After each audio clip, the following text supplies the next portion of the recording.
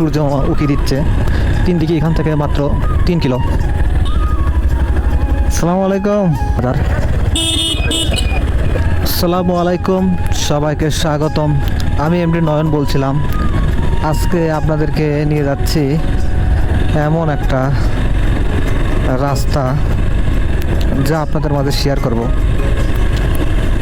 এই রাস্তার অবস্থা, সুন্দর দৃশ্য ও গ্রামীণ পরিবেশ, প্রকৃতিতে ঘেরা। শহর থেকে একটু দূরে আসলেই যেন গ্রামের সুগন্ধ দেখা যায়। আমার এই যাত্রার অভিজ্ঞতা আজকে আপনাদের মাঝে শেয়ার করব।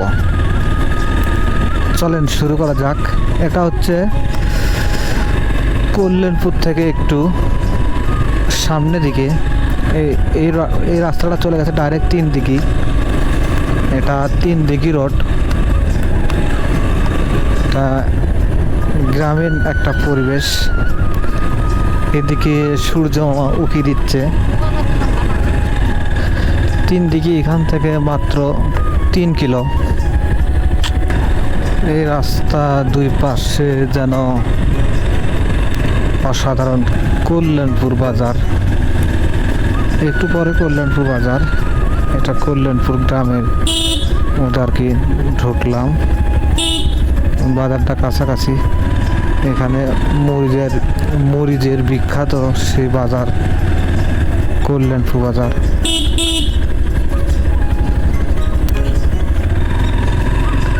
এখানে মরিচের বাজার লাগে। এটাই সেই মরিচের বিখ্যাত বাজার।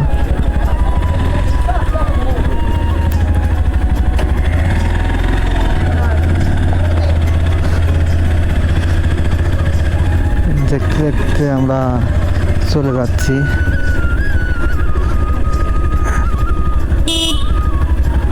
আসসালামু আলাইকুম। হ্যাঁ, ঘুরে আসি।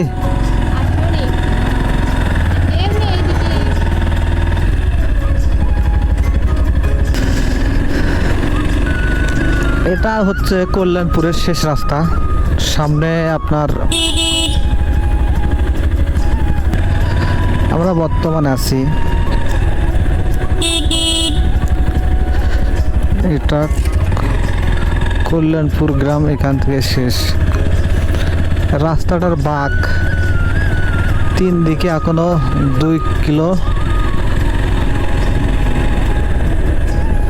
এটা হচ্ছে আয়রা গ্রাম। সূর্য দেখেন উকি দিচ্ছে। দৃশ্যটা অসাধারণ, ফুটিয়ে তোলার মতো। গ্রামের দৃশ্য প্রকৃতিতে ঘেরা। কেননা সূর্য মামাই বলে দেয় গ্রামের দৃশ্য কতটা সুন্দর।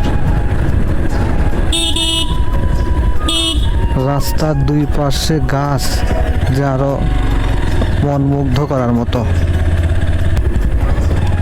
রাস্তার যে বাঁক, আরে সালা অসাধারণ। এই পাশে কোনো গাড়ি দেখাই যায় না। এটা হচ্ছে হিন্দুপাড়া, আয়রার পরে যে গ্রামটা। এটা মূলত এই পাড়াটা গোটাই হিন্দুপাড়া সম্প্রদায়ের লোকজন বসবাস। পিলখঞ্জ বাজার, এটা পিলখঞ্জ স্কুল। পিলখঞ্জ বাজার। এখান থেকে আর হাফ কিলোমিটারের মতো হবে 3 দিঘি।